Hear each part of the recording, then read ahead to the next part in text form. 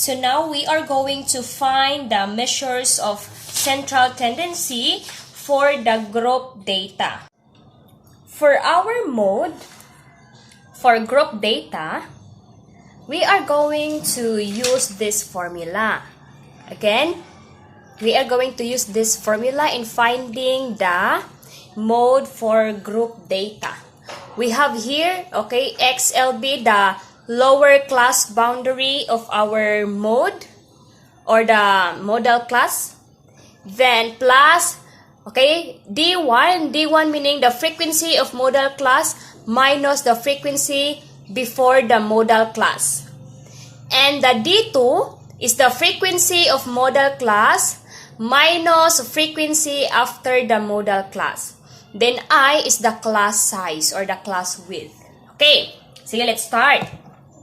So how to find the modal class? We know that modal is the most frequent data.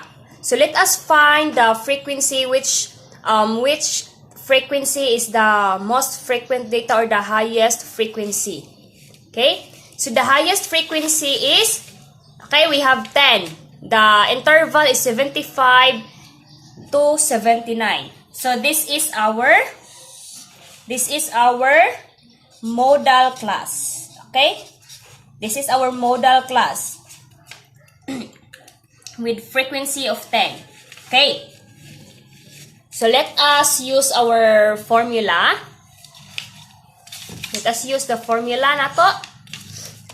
Okay, the lower class boundary, again, our interval is 75 to 79. Our lower limit or the lower boundary is 75. Let's just subtract 0.5. This will be 74 point. Okay, that is 74.5 plus. Okay, what is D1? Again, D1 is the frequency of modal class. What is the modal class na to? Frequency of modal class. What is our modal class? Frequency of modal class is 10. Diba? Minus frequency before the modal class. What is our frequency before the modal class? Okay, we have 9. So, minus 9. So, this same here below, D1, our D1, frequency of modal class minus frequency before the modal class is 10 minus 9. So, 10 minus 9 is 1. Okay, let's write here 1 plus. Again, don't be confused. The D1 here, numerator and denominator of D1 is just the same. So, ako lang siyang i-write dito dire, 10 minus 9 is 1. Plus, what is D2? D2 is frequency of modal class minus frequency after the modal class. So, the frequency of modal class is 10 minus the frequency after is 8. Diba? Okay, so, subtract it by 8. Okay, and the class interval is 5. Okay. Next. So, we have 74.5 plus 10 minus 9 is 1. So, copy 1 plus. What is 10 minus 2? I mean, 10 minus 8, that is 2 times 5. Okay? Next, 74.5 plus 1 over what is 1 plus 2? That is 3 times 5. So, we have 74.5 plus what is 1 divided by 3? Or 1/3 times 5 is 1.7 or 1.67. That is 1.7. So, what is 74.5 plus 1.7? That is 76.2. So, our mode is 76.2. This is our mode. Again, I will discuss again.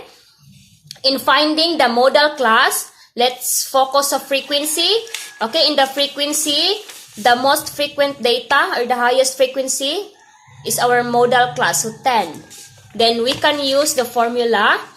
Okay, the lower class boundary plus the frequency of modal class minus frequency before the modal class divided by D1 plus D2. D2 is frequency of modal class minus frequency after the modal class, then times the class size or class interval. So our lower class boundary of our modal, we have the interval 75 to 79. Our lower boundary is 75. Subtract by 0.5, so that is 74.5 plus the modal class minus before modal class is 9. So 10 minus 9, that is 1. And okay, copy 1 plus the D2 modal class minus frequency after the modal class. 10 minus 8 is 2. Then class size is 5.